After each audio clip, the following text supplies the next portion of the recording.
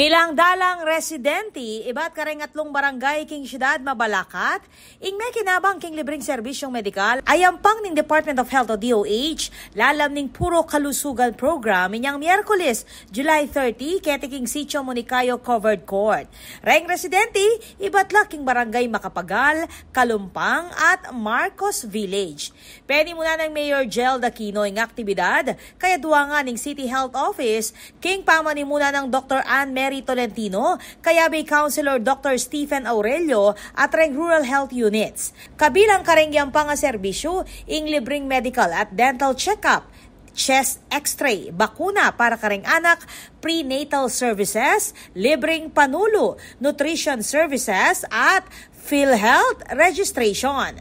Mika Lay Forum mo naman, bang mamiyeke balwan kin publiko di kilking gustong pamanos gamat, pamaniwas ke rabies, hypertension, diabetes at impormasyon di kilking sakita, mpox.